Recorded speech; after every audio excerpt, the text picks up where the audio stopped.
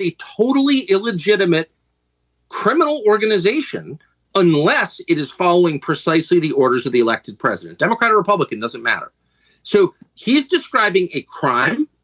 The people committing that crime in CIA should be in prison for long terms. That's the great threat to democracy right there.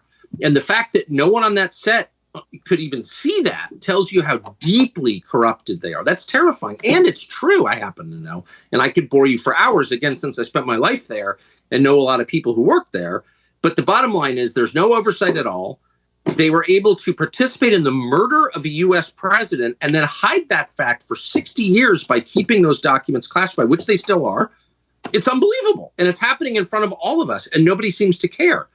But, you know, as the country declines and the democratic institutions weaken, and you wonder, how did this happen? Well, that's how it happened. They called him names. He won anyway. They impeached him twice on ridiculous pretenses. They fabricated a lot about what happened on January 6th in order to impeach him again. It didn't work. He came back. Then they indicted him. It didn't work. He became more popular. Then they indicted him 3 more times. And every single time his popularity rose. So if you begin with criticism, then you go to protest, then you go to impeachment, now you go to indictment, and none of them work, what's next? I mean, graph it out, man. We're speeding toward assassination, obviously, and no one will say that, but I don't know how you can't reach that conclusion.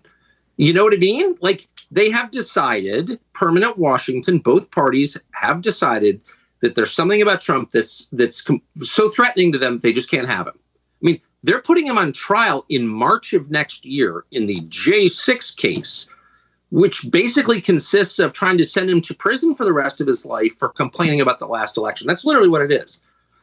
Again, if this were happening in Moldova, the State Department would issue an all-hands-on-deck order to let the world know this is not a legitimate government.